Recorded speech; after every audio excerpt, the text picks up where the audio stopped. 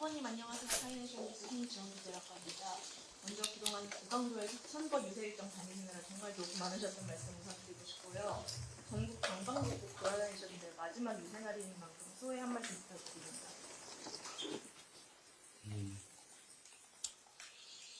많은 선거를 치러봤지만 지금처럼 긴장되고 또 절박하고 간절했던 선거가 없었던 것 같습니다. 내란으로 나라가 위기에 처했고 또 내란을 극복하기 위한 선거인데 내란을 다시 되불러올 그런 후보가 경쟁자입니다. 또 윤석열 아바타 정광훈의 꼭두각시라고 볼 수밖에 없는 김문수 후보가 내란 수계의 윤석열의 지지와 응원을 받으면서 선거운동을 하고 있습니다. 김문수 후보의 당선은 곧 상황 윤석열, 내란 수계의 귀환을 의미합니다. 그런 상황이 발생했을 때 과연 이 나라에 어떤 일이 벌어질지 생각하면 끔찍합니다. 국민 여러분께서도 이 엄중함을 꼭 인식해 주시고 한 표라도 반드시 이겨야 된다. 그리고 엄중하게 압도적 심판을 통해서 국민에게 총구를 들이대고 민주주의를 파괴하는 어떤 정치인도 대한민국 이 민주공화국에서는 결코 살아남을 수 없다는 것을 표로서 증명해 주시기를 제3 간곡하게 당부드립니다. 예, 공화국 조은영 기자입니다. 이번에 만약 대통령에 당선되실 경우에 대선 다음날 바로 좀 취임을 하시게 되는데 비슷한 일정으로 취임하셨던 문재인 전 대통령 같은 경우는 취임 당일 오후에 1호 지시로 일자리위원회를 설치하신 바가 있는데요. 취임 후 첫 번째 업무 지시를 좀 생각해 보시는 게 있을 것 같은데 어느 정도 말씀해 주시는지. 제가 이미 말씀드렸는데 내란 극복은 뭐 너무 당연한 일이고 그에 필요한 조치들은 당연히 해갈 것이니까 지금 가장 주목해야 될 가장 심각한 문제는 민생 문제입니다. 경제 상황 점검을 가장 먼저 지시해야 되지 않을까 싶습니다. 예, 윤석열 원시대 이승국입니다. 여기서 이제 후보님 2004년 성남의료원 설립운동 하셨을 때부터 최근 대선 유세 때까지 일부 기득권이 더 이상 특별해 보이지 않는 사회를 만들겠다고 당부해 주셨었는데요. 만약 당선되신다면 사법부나 기재부 등 가장 먼저 개혁을 추진하려고 하시는 곳은 어디인지 계획이 대략적으로 서셨는지 궁금합니다. 우리가 지향해야 될 사회는 규칙을 어겨서 이익 볼 수 없고 규칙을 지켰다고 불이익을 받지 않는 그런 상식적인 사회를 만드는 것입니다. 개혁해야 될 과제는 각 부문에 많이 산적해 있죠. 그러나 지금은 그 개혁보다 더 급한 것이 인생 회복이다, 경제 회복이다라고 생각됩니다. 개혁은 기본적으로 갈등을 수반하게 되는데 일단은 반드시 해야 될 일이긴 하지만 우선순위에서는 일단은 경제 회복, 민생 회복에 주력해야 되지 않을까 그렇게 생각합니다. 예, 다음 질문 주십시오. 안녕하세요. 오늘 헤럴드 경제 미안 기자니까 이제 당장 취임하시게 되시면 이제 뭐 통상이 가장 중요한데요. 네. 트럼프 대통령이나 러시아 푸틴 대통령이나 김정은 위원장으로 해서 스트롱맨들을 상대하게 되실 텐데 이제 그분들과의 케미는 좀 어떻게 구상하고 계신지. 네. 지금 당장 급한 것은 이제 미국과의 통상협상일 것입니다. 그들이 스트롱맨이라고 불려지는 것은 저는 그렇게 생각합니다. 자국 중심의 국가 이익을 가장 우선시하는 강력한 리더십을 추구하고 구사하기 때문이 아닐까 생각합니다. 대한민국 역시도 외교의 가장 기본은 국익 중심의 실용 외교라고 생각합니다. 국민의 더 나은 삶이나 이 나라의 안보 이익이든 경제 이익이든 그 이익을 가장 우선시하는, 가장 중심에 두는, 그리고 가장 실용적인 협상들, 정책들을 구사해 나가야 되지 않겠냐, 그렇게 생각합니다. 뭐 우리가 거기에 특별히 부족하거나 그러지 않을 거라고 생각합니다. 예, 전자신. 감사합니다. 오늘 내란 극복 얘기를 많이 해주긴 하셨는데 지지하지 않는 국민들도 좀 계시잖아요. 네. 그분들도 조금 하고 싶은 얘기가 좀 있으시죠? 저는 대한민국의 주권자로서 이 나라에 대해서 책임감을 느끼시는 대한민국 국민이라면 대한민국의 헌정 질서를 파괴하고 국민의 주권을 부정하고 국민의 인권을 말살하고 이 헌정 질서를 파괴하는 내란 행위를 옹호하지는 않을 거라고 생각합니다. 다만 마치 새로운 체제가 예를 들면 김문수 후보 체제가 내란과는 무관한 것처럼 오해하시는 분들이 계실 수는 있다고 생각합니다. 그러나 제가 분명히 말씀드리자면 그건 그야말로 오해인 것이고 어떤 경우에도 공동체를 파괴하는 국민의 주권을 부정하는 그런 정치는 있을 수 없습니다. 그런 오해에 기반해서 또 지지하는 분들이 계시겠지만 또 그분들도 역시 대한민국 국민들이기 때문에 일단 선거가 끝나면 그 결과에 모두가 승복하고 그것 역시도 우리 주권자들의 결단이기 때문에 존중해야 된다고 생각합니다. 만약 제가 당선이 된다면 자주 말씀드리는 것처럼 저는 저를 지지하는 국민 일부의 의지에서 지지하지 않는 다른 쪽 국민들을 탄압하거나 소외시키거나 그렇게 하지 않을 것입니다. 또 지지했다는 이유로 특별한 혜택을 주거나 편애하거나 또 지지자와 비지지자를 구별해서 증오, 혐오하게 하는 일은 절대로 없을 것입니다. 대통령 또는 아주 작은 소모임의 회장이라 해도 그 단체의 대표자가 해야 될 가장 중요한 일은 그 단체가 제대로 유지되게 하고 그 구성원들이 화합하게 하는 것입니다. 구성원의 한쪽을 편들고 다른 쪽을 소외하고 배제하면 그 모임은 깨지죠. 그래서 국가 공동체에 있어서도 정치적 입장의 차이, 누구를 지지했느냐의 차이에 따라서 구분해서는 안 됩니다. 그건 경쟁의 한 과정일 뿐이죠. 일부를 대표해서 전체를 대표하게 된다면 그 대표하게 된 순간부터는 전체를 대표해야죠. 그래서 우리가 대통령이라고 하지 않습니까? 통합은 그냥 주장하는 구두선이 아니라 대통령의 제1의 책무입니다. 국민을 통합해야 힘을 모아서 우리 공동체의 과제들을 조금이나마 개선할 수 있죠. 정치 세력들 간의 색깔이 다르고 갈등하고 대립하는 것은 불가피하고 그런 점에 대해서는 충분히 대화하고 양보하고 타협해야 되겠죠. 그러나 국민들은 정치 세력에 따라서 색깔을 따라 이념을 따라 국민들이 편을 갈라 싸울 필요는 없습니다. 또 그렇게 해서는 안 되는 거죠. 충분히 대화하고 존중하면서 국민들이 이 나라의 주인이라는 점을 언제든지 잊지 않고 국민 중심의 정치, 행정을 해나가면 저는 충분히 화합하고 통합할 수 있을 것이라고 믿고 꼭 그렇게 해야 된다고 생각합니다. 그렇게 하겠습니다. 네, 후보님 저는 기자뉴스 이준희 기자라고 합니다. 윤석열 정권 재임 중에 언론에 대한 수많은 탄압이 있었습니다. 집권하시면은 언론의 독립과 자유를 어떻게 보호해 나가실 생각이신지 좀 여쭙고 싶고요.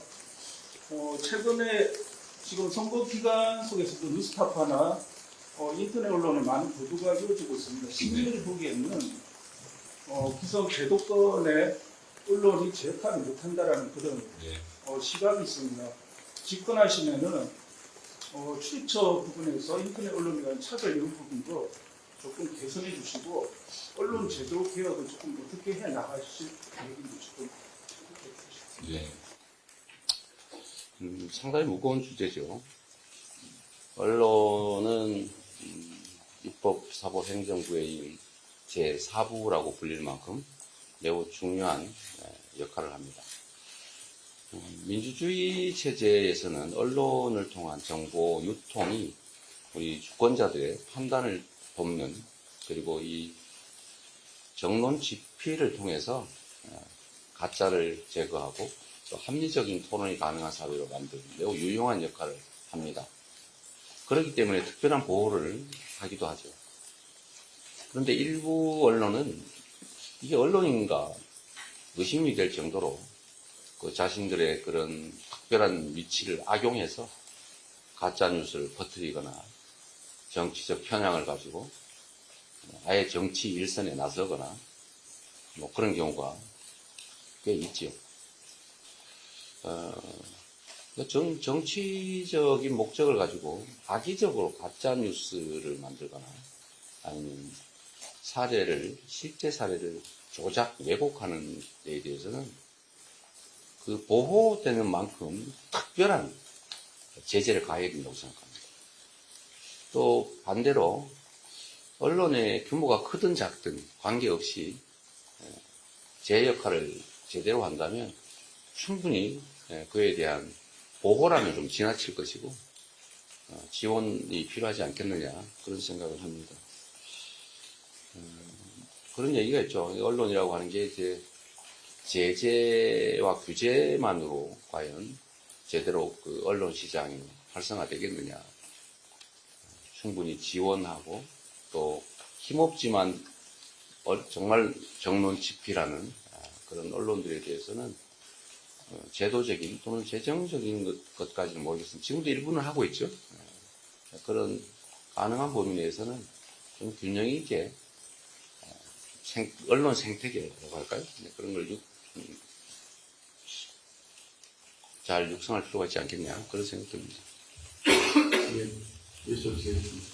말 잘못하면 이게 또 난리가 날 것 같아가지고.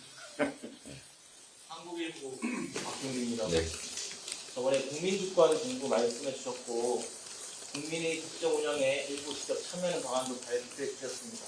네. 근데 대국민 소통 부분에 관해서 어떻게 할 건지 구체적으로 네. 말씀을 좀 못 들었던 것 같습니다. 예를 들면 도어 스태핑을 한다거나 몇 개월마다 기자회견 정례화한다거나 이런 방식처럼 대국민 소통 어떻게 할 건지 여쭤보고요. 또 이와 관련해서 평소에 개인 유튜브도 페이스북도 많이 하셨는데 이건 어떻게 활용하실 계획인지 그리고 미국처럼 유튜버나 틱톡커의 대통령실 취재 이런 것도 허용하실 의향도 있으실지 여쭙습니다. 유튜버를 취재를 허용하게 할 것이냐 약간 어폐가 있는 발언 같아요. 취재라는 언론이 하는 거 아닌가요? 그래서 유튜버가 아니라 1인 미디어 중에 예를 들면 책임성 있는 그런 언론들에 대해서는 당연히 같은 기회를 줘야 되겠다고 생각합니다. 그리고 요즘은 꼭 특정 공간이 필요한 것도 아니어서 숫자 때문에 제한을 하거나 그런 필요는 없을 것 같아요. 뭐 전에도 우리가 인터넷으로 코로나 때는 기자회견도 많이 했는데 어렵지 않을 것 같고요. 현대 정보통신수단을 활용하면 굳이 언론들을 소규모로 제한할 필요는 없겠다. 그런 생각을 기본적으로 가지고 있습니다. 뭐 상황을 봐서 또 어떻게 될지 모르겠지만요. 소통 문제는 우려하지 않으셔도 됩니다. 제가 너무 이 소통을 즐긴다고 그럴까? 너무 지금 많이 쓰는 바람에 SNS 지금 관리권을 뺏겼는데, 제가 지금 유튜브만 빼고 나머지는 다 관리권을 뺏겨가 제 마음대로 지금 못 쓰고 있어요. 선거를 하는 우리 캠프 입장에서는 위험성을 좀 제거해야 되겠다. 그래서 제가 동의했는데, 저는 도어 스태핑 이런 방식이 타당한지 잘 모르겠어요.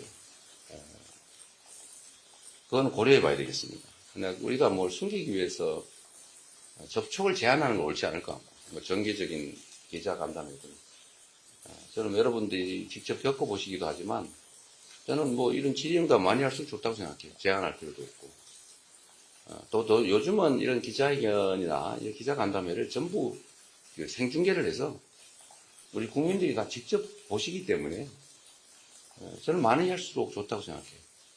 근데 과거에는 이게 반드시 이제 언론사의 데스킹을 통해서 정보가 전달되는 바람에 일종의 왜곡도 일어나고 또 게이트키핑 때문에 차단되기도 하고 또 이런 부작용이 발생해서 또 실제로 언론 권력이 과도하게 커지기도 하고 그런데 지금은 이제 이렇게 지금도 여러분 많이 직접 보실 텐데 이런 세상이 됐기 때문에 이런 국민과의 직접 소통의 기회는 많이 늘릴수록 좋겠다는 생각을 합니다.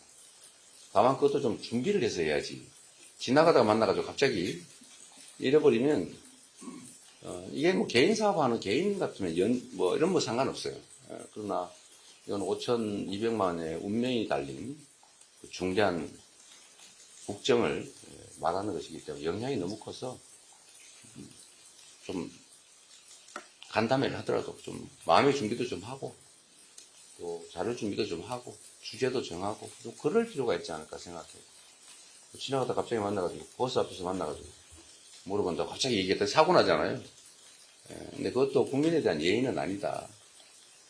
그래도 또 필요할 수도 있을지 모르겠어요. 뭐 긴급하긴 할 수도 있겠죠. 뭐 긴급하게 여러분들이 물어볼 사항도 있을 테고 그런 상황이 되면 또 필요하면 또 하고 그래서 다양하게 현장의 필요를 감안해서 다양하게 하도록 하겠습니다. 중요한 건 어쨌든 저는 국민의 집단 지성을 믿는 사람이고 저는 제도 언론이든 아니면 제도 정치든 인맥, 학맥, 연고 이런 것들의 혜택을 보기보다는 그로부터는 사실 많은 불이익을 당한 입장이고 그 어려운 정치 환경을 우리 국민들과 직접 소통하면서 우리 국민들의 직접적인 지지, 격려 때문에 이 자리까지 왔다고 생각합니다. 저는 국민 속에서 호흡하지 않으면 질식할 수밖에 없는 그런 좀 특이한 색다른 정치 존재라고 생각하기 때문에 앞으로도 제가 살아남기 위해서라도 국민과 더 많이 직접 소통하려고 합니다. 예, 저한테 질문하시죠. 오늘 후보님께서 이제 마지막 날 이곳에서 대리인회견 하는 것으로 후보님 소신을 좀 기억하면서 전환하고 새로운 세상을 위한 정치를 하겠다는 의지 표명으로 봐도 되는지 또 그리고 아침 방송 연설에서 이재명의 민주당 정부라고 말씀하셨는데 만약 당선되실 경우 당선 관계의 균형은 또 어떻게 가져오실지 궁금합니다. 네, 오늘 여기서 기자회견을 하는 것은 말씀하신 것처럼 제가 처음 정치를 결심할 때에 그 초심을 다시 한번 되새겨 보고자 하고 또 그 제가 첫 정치를 결심할 때에 이 상황을 우리 국민들께 보여드리면서 저의 진심을 진지하게 좀 전달하고자 한 것입니다. 많은 분들이 알아주고 계시지만 제가 두 번째 전과가 생긴 게 바로 이 시립의료원 설립운동이죠. 첫 번째 파크뷰 특혜 분양 사건, 백궁정자 지역 용도 변경 반대 운동을 하다가 어쨌든 PD가 취재하는 것을 옆에서 도와준 과정에서 PD가 검사를 사칭한 전화를 했고 저는 그걸 도와줬다는 혐의로 어쨌든 한번 또 처벌을 구속까지 됐던 적이 있는데 이제 두 번째로 이제 지역에 지금 바로 옆에 보셨을 겁니다. 성남 시립의료원 공공의료원을 우리 시민들의 손으로 직접 만들자라는 시민운동이 있었고 거기에 제가 공동대표로 또 함께 하다가 시립의료원 설립 조례를 시의회에서 47초 만에 날치기로 폐기하는 상황에서 우리 방청했던 시민들이 항의했고 또 제가 그 대표로 저도 고함도 지르고 함께 했기 때문에 특수공무집행 방해, 무슨 공용물 손상 이런 걸로 또 일부 우리 주민들이 구속됐고, 또 저도 구속될 위기여서 이제 두 번째 또 구속될 수는 없기 때문에 어쨌든 상황 설명도 좀 할 겸 상황이 정리되기를 기다리면서 이 교회 지하실에 기도실에 우리 이해양 목사님, 존경하는 이해양 목사님한테 양해를 얻어서 지하 한 평쯤 되나요? 기도실에 제가 오래 머물렀습니다. 그때가 3월 25일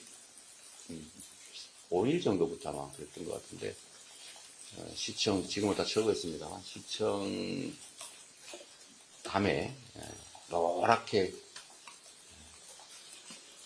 개나리꽃이 정말 만개했는데, 그걸 보면서 제가 갇혀있는 제 심정이 참 묘했습니다. 그러면서 3월 28일 오후 5시에 초록을 사가지고 왔던 우리 보건의료노조, 같이 시립의료원 설립운동을 했던 보건의료노조 간부, 그분과 저녁을 먹다가 둘이 부여잡고 통곡을 하다가 우리 손으로 직접 시립의료원을 만들자. 우리가 시장을 하자. 시장에 당선돼서 우리 손으로 시립의료원을 만들자. 이렇게 마음먹어서 정치를 시작했습니다. 저의 정치의 첫 출발지이기도 하고, 제가 정치가 무엇인지, 그때는 뭐 정치나 꿈에도 생각하지 않고 살았는데, 정치라고 하는 게 얼마나 중요한지, 또 그 정치를 통해서 우리 국민들에게, 또 성남 시민들에게 건강한 삶을 보장해 주는 게 바로 정치 아니겠느냐, 그런 생각을 했었습니다. 그런 마음을 한시도 잊어본 일이 없습니다. 제가 국정을 하게 되더라도 국가의 존재 이유는 국민을 안전하게, 건강하게, 행복하게 살 수 있게 하는 것이다 라는 점을 잊지 않을 것입니다. 당정 관계는 당연히 저는 그렇게 생각합니다. 인사든 정책이든 저는 혼자 판단하고 결정하는 데 익숙하지 않습니다. 일부에서는 제가 일단 결정하고 난 다음에 집행할 때 속도가 너무 빠르기 때문에 결정도 그렇게 혼자 독단적으로 빠르게 혹시 졸속을 하지 않냐 이런 걱정을 하시는데, 우리 강유정 의원도 옆에서 보셔서 알지만 저는 결정 과정은 매우 거의 결정 장애까지는 아니지만 매우 신중하게 많은 분들의 의견을 듣습니다. 인사도 정책도 방침도 그렇게 하죠. 당정 관계는 수평적으로 진지하게 일상적으로 해 나갈 생각입니다. 그 많은 사람들의 좋은 의견들, 경험들을 나누는 게 국정의 실패 가능성, 실수 가능성을 줄이는 일이죠. 최대한 협의하고 또 당의 의견을 존중하고 가능하면 당의 자원을 최대한 국정에 함께 쓸 생각입니다. 예, 질문하십시오. 김세윤 기자입니다. 골목골목 경선거부터 군식 선거운동까지 시간이 넘는 기간 동안 되게 많은 고민을 하셨는데요. 그 선거운동 하시면서 가장 어려웠던 순간이 언제인지, 또 그리고 가장 슬펐던 순간이나 가장 힘들었던 순간은 언제인지. 선거운동은 조금 전에도 말씀드렸지만 다른 어떤 선거보다도 의미가 중대하고 또 선거 결과에 따라서 이 나라의 운명이 결정나는 그런 선거라고 생각하니까 매 순간순간 긴장되고 또 절박하고 또 우리 국민들께 죄송하고 또 현장에 상상 이상으로 많이 와주시는 우리 국민들을 뵈면 죄송하고 그런 생각이 많이 들었습니다. 가장 기억나는 장면이라면 역시 제가 호남 이순신 루트를 따라서 경남, 전남 이 도시들을 순회할 때 호남 지역에 갔을 때 하필이면 그날 비가 많이 내렸습니다. 곡성, 순천, 여수 이렇게 비가 많이 내렸는데 제가 두 번째 곡성에도 비가 많이 내렸는데 순천에 갔을 때 그 수없이 많은 사람들이 그 장대비를 맞으면서 그냥 쫄딱 맞고 오고 있더라고요. 네, 일부는 우산을 쓰고 계신데, 근데 우산을 쓰면 또 옆 사람도 그 비를 다 맞지 않습니까? 그러니까 다들 우산을 내려버리더라고요. 아예 그냥 우산을 쓰지 않고, 그냥 온몸으로 비를 맞고 계신데, 이렇게 안경에 막 비가 떨어지니까 안 보이니까 안경을 이렇게 물을 막 밀어내면서 무슨 인도 브루시처럼 손으로 막 밀어내면서 이렇게 서 계신 장면들을 보니까 너무 죄송했습니다. 하필이면 또 저는 이렇게 위에 차의 윙 때문에 비가 안 맞으니까 저만 이렇게 또 약간 높은 자리에서 비도 안 맞고 그 비 맞는 그 수없이 많은 사람들을 이렇게 보고 연설을 하려니까 너무 그 자체도 또 죄송하고, 또 3년 전에 우리가 좀 더 준비를 잘했더라면, 제가 부족함을 좀 더 그때 많이 더 채웠더라면, 뭐 지는 것은 지더라도 이렇게 많은 사람들 고통스럽게 하지 않았을 텐데, 그런 자책감도 생기고, 정말 다시는 우리 국민들께서 이런 장대비를 맞으면서 이렇게 고통스러운 현장에 서 있게 하지 말아야 되겠다. 그런 생각이 아주 너무 절실하게 들었죠. 뭐 그때는 잊지 않으려고 노력하고 또 정말 잊을 수 없는 그런 장면이었던 것 같습니다. 가끔씩 뭐 행복한 장면이랄까? 뭐 그런 거는 이런 건 있죠. 저는 아이들을 보면 너무 행복해요. 아이들 어쨌든 객관적으로 매우 엄혹한 상황이고 위기 국면이기도 한데 우리 어린이들 정말 해맑게 즐겁게 그 어른들의 이런 어쩌면은 정말 위중한 전쟁 같은 정치 현장에 와서도 저기 밝게 해맑게 노는 것들을 보면 그냥 그 보는 것만으로도 행복했습니다. 네. 이게 이제 뭐이 정도로 막 한 번만 더 나오면 되는 그거 왜 그러세요? 좀 하게 놔두세요. 30분에 나가셔야 되죠. 자, MBC. 네. 제가 말을 너무 많이 했으니까 좀 기회를 더 드리세요. 네. 오늘 이제 현장에서도 국민의힘에서는 지문 모자스 예. 관련해서 민주당에서 갑자기 기사단을 하는 거에 대해서 해명을 내놔라라고 말을 하고 있고 이준석 후보도 방금 이재명 후보 민심이 추락하는 핵심이었던 거 아니냐 좀 공격적인 발언을 하고 있는데 여기에 대해서 두 후보가 직접 해명을 해달라는 네. 뭐 선대위에서 했으니까 보시고요. 우리 김문수 후보님은 그런 문제보다는 리박스쿨 이런 사이버 반란, 사이버 내란에 해당되는 그런 중대 범죄 행위란 것에 대해서 본인들이 어떤 관련이 있는지 그 해명부터 하는 게 먼저인 것 같습니다. 국가의 예산을 전용해서 어쩌면 국가의 권력을 일부 이용해서 이재명 나빠, 김문수 좋아 이런 댓글을 조직적으로 쓰고 국민 여론을 조작해서 민주주의 과정 자체를 또 파괴하려고 하는 사이버 내란 행위에 대해서 정말 책임 있는 답변을 하는 게 먼저가 아닐까 그런 생각이 듭니다. 지금 앞에 계신 한국당에 계시는 최혜련입니다.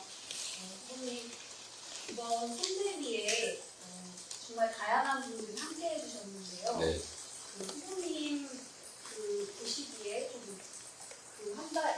한 20일가량의 여정 좀 함께 하시니까 어떠셨는지, 그리고 이후의 여정에서 이분들과 또 어떤 계획을 하고 계시는지 궁금합니다. 우리 선대위는 어쨌든 통합의 가치를 높이 두고 많은 분들과 함께 하려고 노력했습니다. 우리 당내에서도 정말 이견 없이 작은 차이들을 넘어서 다 함께 해주셨고, 또 당외에서도 뭐 권오을 의원이든지 또는 뭐 정은경 위원장 같은 분들, 또 많은 분들이 함께 해주셨죠. 이석연 전 법제처장 같은 분들께서도 뭐 그 외에도 수없이 많은 분들 함께 해주셨는데, 이제 선대위 자체가 통합의 가능성과 통합의 가치를 보여줬다고 생각합니다. 앞으로 국정을 함에 있어서도 또 역할을 함께 나눠가면서 해야 되겠죠. 우리가 결국 국정은 국민이 부여한 권력을 사람들에게 나누어서 그 사람들이 결국은 집행을 하게 됩니다. 그런데 그 어떤 사람을 어떤 역할을 하게 할 것이냐의 제1의 기준은 국민에게 충직하냐라는 것입니다. 아무리 유능한들 그 권력을 사익을 위해서 자기 집단을 위해서 남용하면 안 똑똑하니만 못하죠. 그래서 국민에게 충직하고 또 거기다 유능하고 청렴하고 또 거기다 적정하게 뭐 지역이나 연령이나 뭐 성이나 이런 것들에 균형을 맞출 수 있는 요소가 된다면 더 낫겠죠. 그가 살아온 과정이나 가치나 이런 것들보다는 앞으로 그가 어떤 일을 할 수 있는지에 더 중점을 두려고 합니다. 그래서 무슨 배제 기준 이런 거는 이번에는 하지 않을 생각입니다. 수십 년 전에 뭔가 실수했다고 그걸 가지고 다 반성하고 새로운 삶 사는 사람들에게 기회를 완전히 박탈하는 거, 그거 결코 옳지 않다. 뭐 3, 40년 전 소년기에 잠시의 일탈을 가지고 지금 다 충분히 역량 가지고 일가를 이룬 유능한 사람인데 그 이후로 배제하면 국가적 손실 아니겠냐. 언제나 미래지향적으로 판단하려고 합니다. 예, 그러면 이제 마무리를 좀 세 분만 하시죠 그냥. 예, 세 분이요. 네, 지금 더 이상 하지 말고. 여기 외신이 계신데요. 외신이 여기하고 저도 지금 질문 안 하시고 예, 예, 그럼 먼저 지금 소통 분석기 기자 경위라고 합니다. 네. 이번 대선은 시간이 굉장히 짧았어요. 이 과정에서 아쉬움이 무엇인지 그거 말씀해 주시고 외신으로서 이번 대선에서는 사실 외교 문제에 크게 다루지 않았어요. 근데 후보님이 친중 공격을 많이 받았어요. 그래서 중국에서 일부 네티즌들이 후보님이 당선되면 협력하자고 문여 잘하자고 하는 기대도 있어요. 그래서 당선하시게 되면 이 중요 부분에서 중고학교 협력 부분에서 어떻게 다루시는 건지 말씀해 주시면 감사합니다. 뭐 중국이든 일본이든 러시아든 미국이든 대한민국 입장에서는 다 외국이죠. 협력해야 될, 또 우호설린해야 될 그런 관계들이라고 생각합니다. 그러나 그 중에서도 우리는 한미동맹이라고 하는 외교의 가장 근간이 현실적으로 있고 매우 중요하게 평가되고 이 한미동맹은 앞으로도 확대 심화 발전시켜야 되는 그런 관계라고 생각합니다. 또 역시 세계 공급망 문제나 아니면 이념과 가치를 완전히 도외시할 수 없기 때문에 또 한미일 협력 관계도 역시 매우 중요하게 고려하지 않을 수 없습니다. 그렇다고 해서 다른 국가들과의 관계를 뭐 적대화할 필요는 없죠. 국익에 맞추어서 뭐 대만이든 중국이든 러시아든 서로 협력할 수 있는 영역이 있으면 협력하고 잘 관리해 나갈 필요가 있겠다 그런 생각이 듭니다.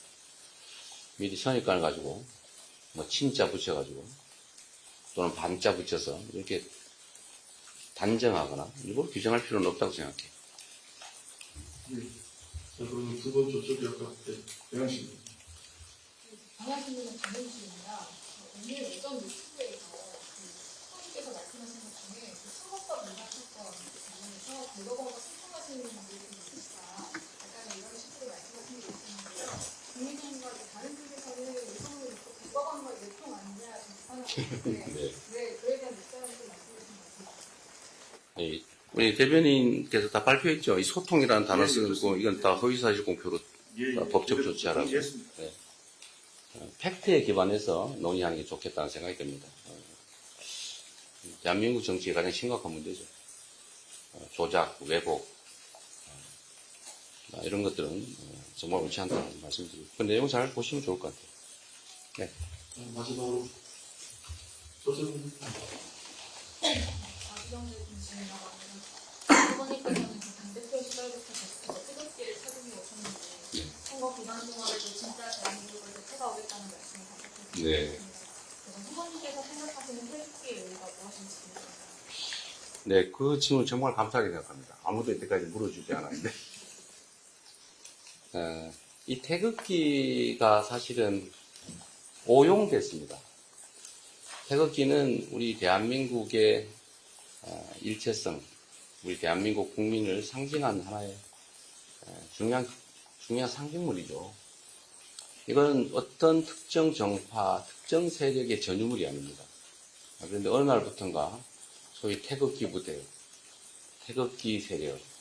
그래서 이 태극기는 마치 극우 세력의 전유물처럼 느껴지게 됐습니다.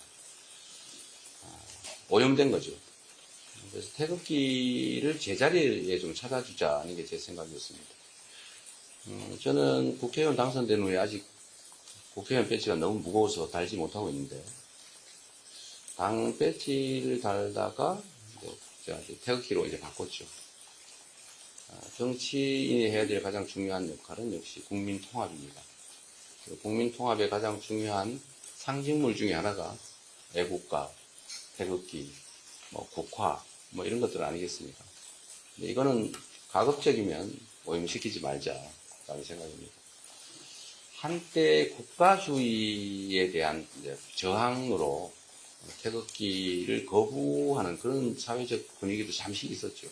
그러나 이제 그런 시대도 지났고, 이제 정상적인, 평상의 대한민국으로 되돌아가야 한다. 우리가 함께 정한 애국가, 노래죠. 애국가, 국화, 국기, 이런 것들은 모두가 특별한 편견 없이 우리 모두를 상징하는 하나의 상징물로 존중하고, 또 악의적으로 왜곡하지 않는 게 바람직하겠다는 생각으로 나름 저항하고 있는 중입니다. 우리 국회의원님들도 제가 이거 좀 다루라고 했는데, 내란 사태가 종결될 때까지는 우리 달자 이랬는데, 아마 내란에 대해서 내란 숙기의 파면이 이루어지고 난 다음부터는 이제 많이 뗀 것 같아요. 없어졌군요. 이렇게 잘하셨습니다. 저만 닮은 됩니다. 네. 여기까지만 하시죠. 네. 마지막 질문 하겠습니다. 네, 여기 장관입니다. 오늘 저녁 유세가 사실 이제 마지막 유세고 이번 선거에서 여사님의 역할이 굉장히 크셨는데 네. 마지막에는 좀 깜짝 공간 유세를 하실 계획이 있으신지 좀 여쭤보고요. 또 오늘 후보께서 안규백 의원이 이제 국방장관을 맡아달라는 의사를 타진했다 이런 보도가 나왔는데 네. 안규백 의원님이 아니더라도 혹시 의사를 타진한 분이 계신지 여쭤봅니다. 안규백 의원님이 그런 얘기 하셨어요? 보도가. 네, 아직은 인사에 대해서 구체적인 얘기들 하기는 아직 이런 상태죠. 지금은 제가 자주 이제 그런 얘기 할 때마다 이런 말씀을 드립니다. 전후 처리는 전쟁이 끝난 다음. 지금은 국가 운명을 걸고 정말 대회전을 벌이고 있는 중이죠. 그런데 그 대회전이 끝난 다음에 어떻게 할지는 물론 고심을 하지 않을 수는 없지만 그런 것들을 구체적으로 논의하거나 이런 것들이 그리 바람직해 보이지는 않습니다. 제 아내는 지금 한 달 이상 못 본 것 같은데 제 아내의 판단을 존중하겠습니다. 오늘 밤에 아마 서울에 있을지 잘 모르겠네요. 지방을 주로 다니고 있는 것 같은데 한번 물어보겠습니다. 네. 예, 자. 그러면 이상으로 기자회견 마치도록 하겠습니다. 네, 감사합니다. 수고하셨어요.